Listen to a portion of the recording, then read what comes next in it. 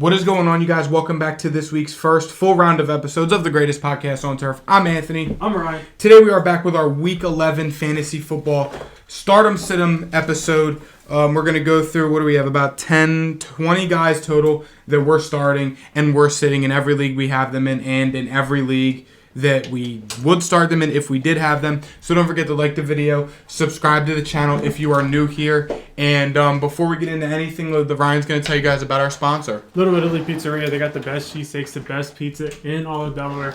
2 locations, Middletown, Delaware. Be sure to come in, check it out. Let them know the greatest podcast on surf sent you. They will take care of you. Show proof that you're subscribed or that you listen to us, and they will hook you up with an additional discount. Yeah, so to start us off at Stardom Quarterback this week, we got a guy, my guy, Kirk Cousins. Yes, I know. Going up against the Cowboys defense. But the Cowboys defense kind of got exposed against Aaron Rodgers and the Packers this week. And it's simple as this. In Kirk Cousins' career against the Cowboys in 1, 2, 3, 4, 5, 6, 7, 8. In 10 career games, Kirk Cousins has accounted for 2,600 yards, 18 touchdowns, and 5 interceptions against the Dallas Cowboys. That's a pretty good slate. The Cowboys defense got kind of tuned up a little bit by Christian Watson and Aaron Rodgers last week, which is definitely a good sign for Kirk Cousins and the Vikings, who are coming off of a hard-fought win against the Buffalo Bills, one of the best teams in football. So that's slated for them. Yes, they are at home, which is a plus as well. And Dallas is coming off the tough loss. So I think Kirk Cousins is really going to be in for another big-time game this week. I think that Justin Jefferson and the rest of the pieces of the Vikings offense have the potential to eat this weekend against the Dallas Cowboys. So if I had Kirk Cousins, or if you need to stream a quarterback this week because Tua's on bye or Tom Brady or Geno Smith is on bye, Kirk Cousins might be the perfect streamer this week to pick up and start. At quarterback this week, I had 2 guys. The first one's Justin Fields against Atlanta. It's a little bit obvious at this point, but Justin Fields was still a waiver wire pickup like 2-3 weeks ago, so that's why I kind of threw him on there. You're still starting him against Atlanta, kind of obviously. But the other guy that I mentioned is Daniel Jones against Detroit. Daniel Jones has had a pretty decent year so far this year. When he has a good game, he has a good game. And when he has a bad game, it's not really good. But the thing is, Daniel Jones has bad games against good teams, and he has good games against bad ones. So with that being said, Detroit is not a good football team, and he should have absolutely no problem putting up decent fantasy numbers on him. He put up 18 on Houston, 30 on Jacksonville, 20 on Chicago. He's put up pretty decent numbers this year, and I think against Detroit, we'll see kind of the same results. Yeah. Moving on to Situm quarterback this week. Situm quarterback this week is Derek Carr. I know this is probably kicking the dog a good bit just because Derek Carr and the Raiders suck. But it was kind of hard to find a Situm quarterback this week. So out of all my picks this week, I decided to kick the dog a little bit on this one. But Derek Carr just isn't a good quarterback this year. It is. I was a firm Derek Carr guy. I was very high on Derek Carr. And I've been high on Derek Carr for what? Like as long as we've known each other? Way too long. Yeah, and now it's starting to come back and kick me in the ass a little bit. So you got to sit Derek Carr this week. He only put up 11 fantasy football points earlier in the season when the Broncos and Raiders played before, and the Raiders did win that game. So that should just show that Derek Carr is not a good start this week. I think that the Broncos win this game. I think that they kind of feast on him, and I think that they, especially on the defensive side, kind of give Derek Carr some work. So, I mean, I really don't like Derek Carr this week. There's a lot of other start streamers and guys who I would start, those being Kirk Cousins, Daniel Jones, like Ryan even said, I'd rather start over Derek Carr this week. So you got to sit Derek Carr. I know it's not saying much, but just to throw it out there. At quarterback this week, I am sitting Kyler Murray. This is like a luxury sit. This is if you have like Justin Fields on your squad that you would make this call. Kyler Murray is a stud, and he has shown that this season, putting up pretty much 20 points every single week or close to that.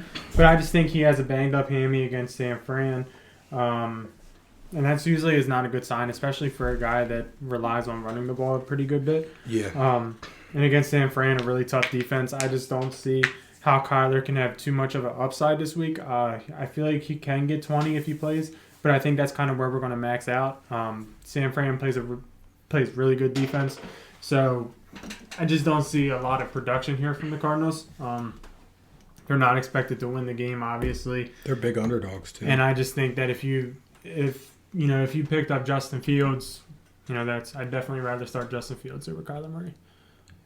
Yeah, I'm trying to see when they played San Fran earlier in the season.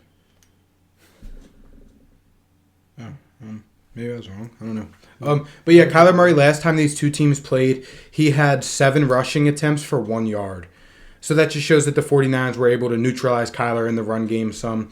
So again, I can understand why you're saying to sit Kyler. And again, like Ryan said, it's a luxury sit only. Moving on to the running backs. My stardom running backs this week were kind of, what's the word I'm looking for? They suck. Brian Robinson Jr. is the first. The Texans are the worst football team against the run. Brian Robinson had 26 carries for just shy of 90 yards and a rushing touchdown in last night's game against the Eagles, and the Eagles have been solid against the run all year. Washington made it a point that they're kind of going to work this offense, that they're going to run the ball, and they're just not going to give a goddamn. They literally ran the ball, I want to say, very close to 50 times last night in the game. Well, 2 nights ago when you're seeing this. But yeah, so I'm starting Brian Robinson this week. The Texans are not good against the run by any means. And I think, we've seen it. The announcers were saying it all last night. Brian Robinson runs so hard when he gets the ball. And it seems as though that, yes, even though Antonio Gibson is taking some of the touches in the passing game, when they want to run the ball, when they want to play smash mouth football, Brian Robinson's the guy. And this is extremely positive game script this week against the Texans, who are a poverty franchise and will probably have the first overall pick this year in the draft. So start Brian Robinson this week. Running back this week, my first start is Cordell Patterson against Chicago. I know I said to start him last week and he let y'all down. I sincerely apologize, but I do think it was because of the weather and the Falcons didn't want to play him in the rain for whatever reason. Because he only touched the ball 6 times. And yeah, you really can't expect to win when you only touch the ball 6 times. And Atlanta's not out of the playoff race. They're right there to win the division. So I think that they get Cordell Patterson way more involved this week against the Chicago defense that can't really stop much of anything. Especially on the run game. They've allowed the 4th most fantasy points to running backs this season. And Cordell Patterson is a running back, and he's playing against Chicago. So in theory, the math works. Whereas if the weather's fine and the Falcons actually play Cordell Patterson, there is absolutely no way that he can't have a good game. I don't think that the weather will play a factor. Are they in the dome? Oh, yeah. They're at home this week, so yeah.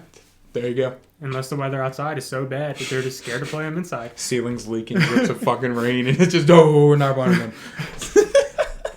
My second sit I'm running back this week, Devin Singletary. Devin Singletary, I feel like I've been drafting in fantasy every year since he's been in the league. Good and for you. He's just mid. But he's coming off a big game last week. He had 13 rushes, 50 yards. He got in the end zone twice. He had 2 targets in the passing game but couldn't really get it going. But the big thing about this is they're playing against the Browns. The Browns just let Raheem Mostert and Jeff Wilson Jr. both rush for over 100 yards against them, or both just shy of it. The Cleveland Browns are terrible. Devin Singletary was heavily involved in the offense last week, although he did fumble. And the Bills kind of had a little bit of a rotation going. Devin Singletary knows that he's in a competition. He's been running the ball hard. He's been doing everything he can to keep that RB1 spot. And it showed the other day against the Vikings. Even though they lost, Devin Singletary is still the Buffalo Bills running back 1. Therefore, he is a pretty consistent week-to-week starter. He's good for at least 10. His ceiling's probably like 25 based off the numbers he's put up this year. But he's a solid flex RB2 option this week, especially with ETN, Jeff Wilson, Leonard Fournette, and Kenneth Walker being on bye this week. This is a very, very offensive-heavy bye week this week in terms of running backs and receivers. So if you have to start Devin Singletary this week, you'll probably be fine. My next starter running back this week, and I hate it a lot, but it's David Montgomery against Atlanta. So you did go with it. Yeah, I hate it, though. I love it. It was kind of hard to find starting running backs this week, or start quality running backs this week. Besides the higher echelon guys. Yeah. But David Montgomery, he should, in theory, do decent against Atlanta with Khalil Herbert dealing with a hip injury. If Khalil Herbert does not play, David Montgomery should see a lot of touches. Granted, he's not very good with those touches, but a lot of touches against a suspect defense, I feel like there's just no way that he doesn't have a somewhat decent fantasy day to where he gets all the red zone touches. He gets the valuable touches. He should be able to do something decent on an offense that's likely to score over 30 points, considering that's what they've been doing the past couple weeks. So, if you have to, start David Montgomery. Yeah. Do I recommend it? Probably not. But it is better than some of the other options. But I'm doing it anyway. Yeah. Moving on to sit-em running backs this week. The first guy, Dante Foreman. This is just simply based off of negative game script. We saw 2 weeks ago when the Panthers got absolutely blown out by the Bengals, Dante Foreman finished with 4 fantasy points. We talked about this last week, or Ryan did anyway. He went in on how when there's a positive game script and it's going to be close, like we saw last week against the Falcons, Dante Foreman's great because they can run the ball and get the run game going. But they're playing a Ravens team this week who's coming off the bye, and they have to travel to Baltimore, and they're already 12.5-point underdogs. So it's just not playing into Dante Foreman's favor. The Panthers are going to have to throw the ball a lot if they want to stay in this game with how good the Ravens offense is and with how suspect the Panthers defense is. So this is literally just a sit on just game script only. Now I know, again, like I said, this is a running back heavy bye week. So if you have to start him, you got to do what you got to do just because this is a very high-end start week for running backs. But, I mean, I don't have Foreman personally, but I'm telling you to sit him, and if I had him, I would be sitting him this week. My first sit on running back this week, it is DeAndre Swift going up against the Giants. The Giants are pretty stingy in terms of going up against running backs fantasy-wise, and the Lions just aren't using them. Until they start using them, it's kind of hard to start them at all. He only touched the ball 7 times last week against Chicago. The week before that, he touched the ball 5 times. Like, it's just... The week before that, 10 times. He's not touching the ball a lot. When he does touch the ball, he's a stud. But until we see that, I just can't feel confident starting him. If you promise me 15 to 20 touches, then I would 100% say start him. But he's only seeing like around 10, and that just isn't going to get it done, especially against a pretty stingy defense. So I'm sitting DeAndre Swift until I see something different. I haven't watched a lot of Lions football. What's the deal with that? Is he banged up and they're easing him back into it, or are they just a committee now? They probably just don't care. It's fair enough.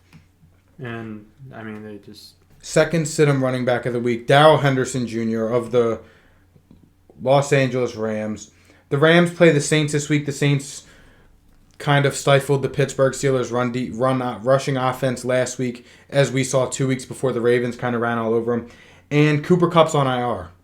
So literally now teams are going to be able to play the Rams, load up the box, and dare Matt Stafford to throw it to Allen Robinson. So yeah, pretty much as simple as this.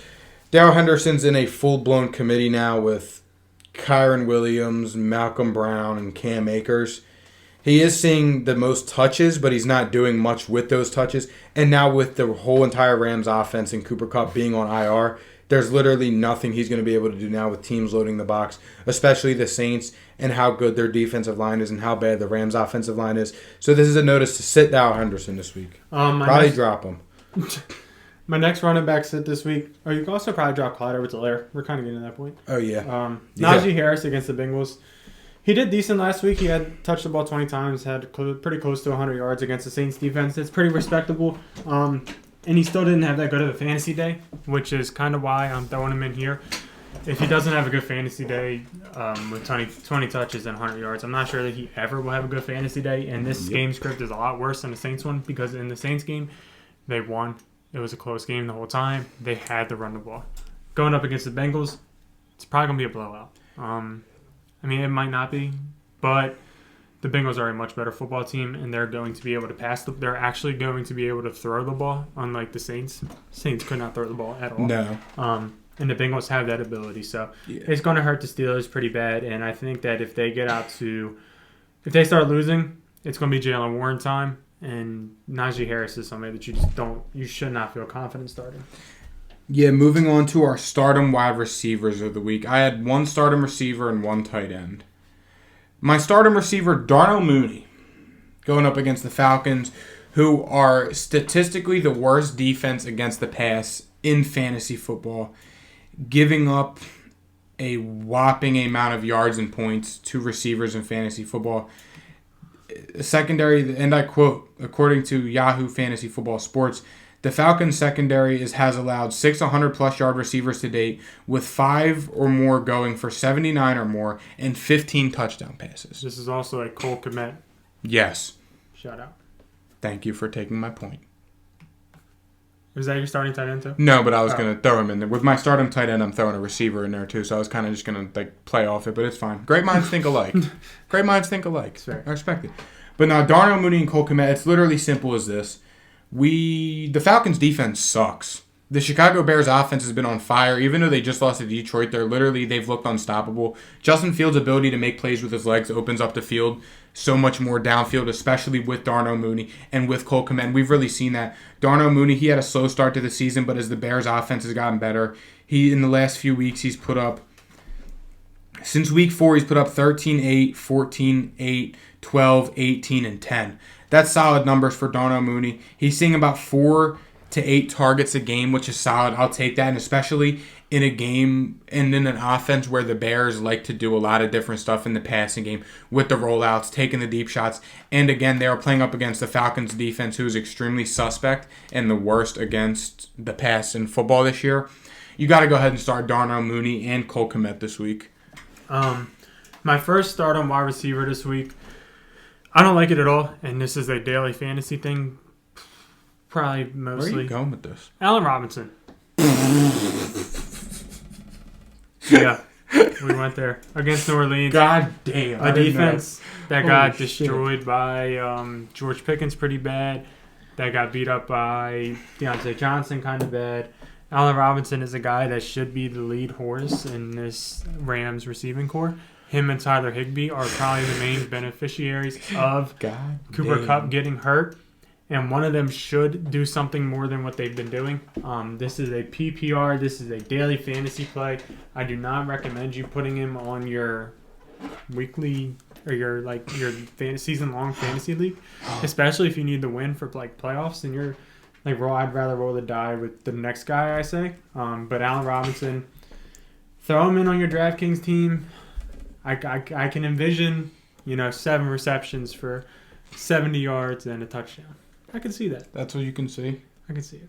I'm seeing probably 6 receptions, 51 yards, and a tutty. That's still a good day. Yeah. Or I can envision 12 targets for 3 receptions and 27 yards. Oh, yeah. That's the bad day.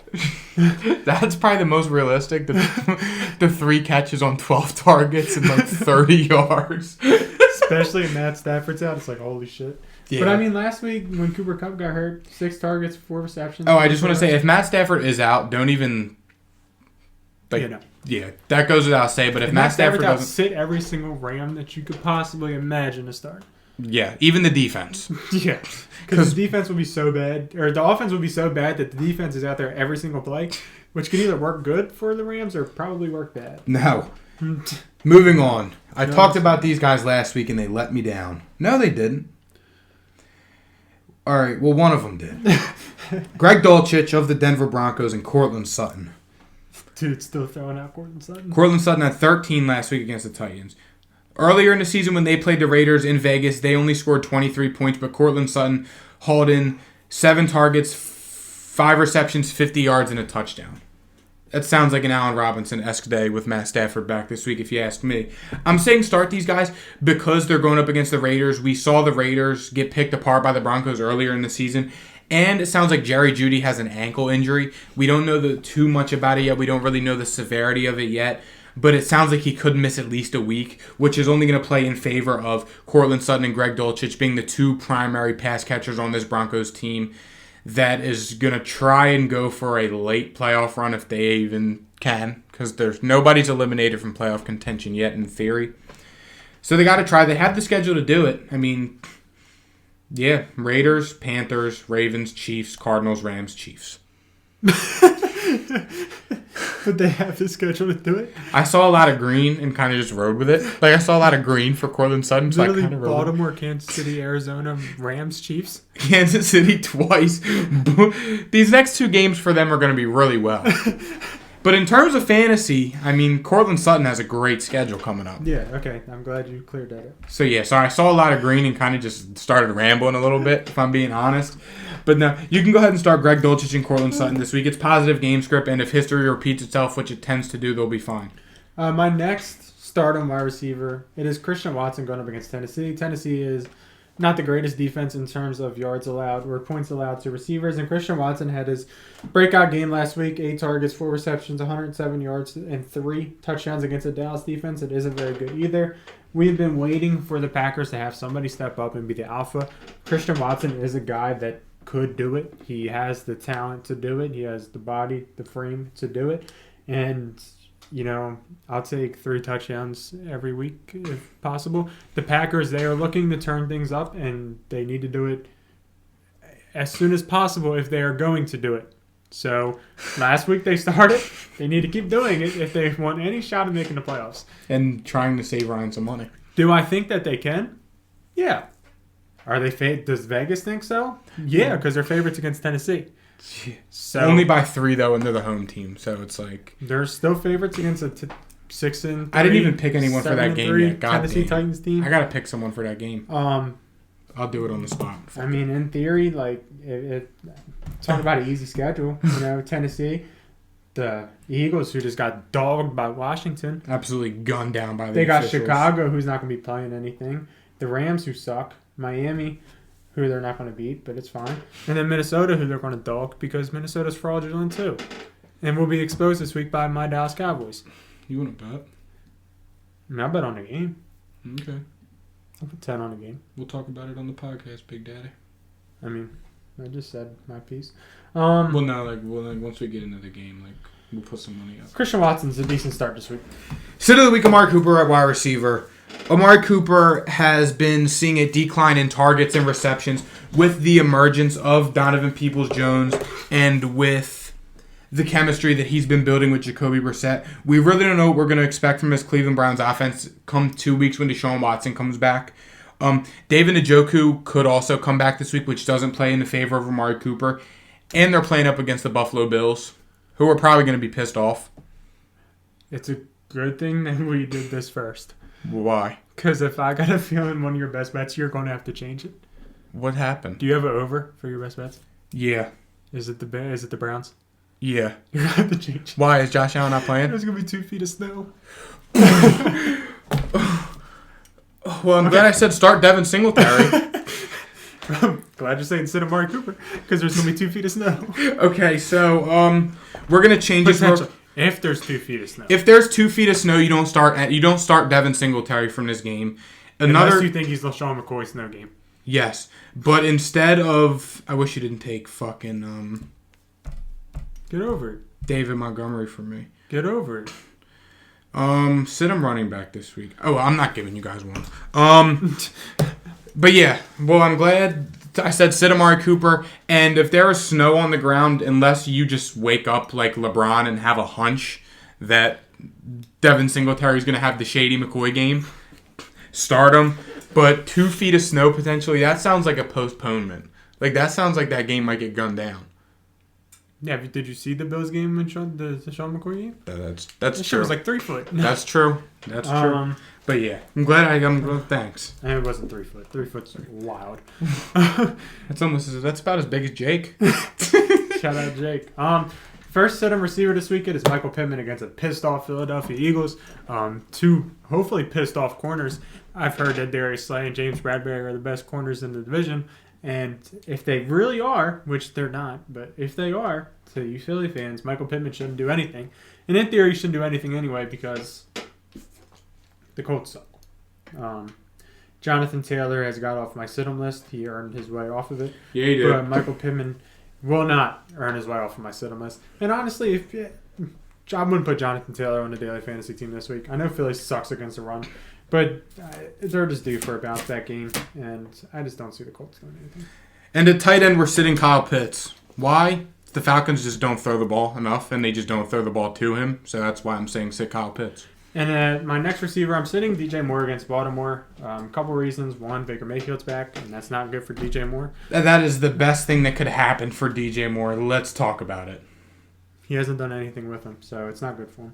And they're playing against a Baltimore Ravens team that's coming off of a bye. That's a kind of a pretty good football team, so I want no parts of that situation. No, I don't. And that's going to wrap up this week's Start 'em, Sit 'em. Be on the lookout for weather reports. It's currently Tuesday, November 15th at 3:33 p.m. Yes.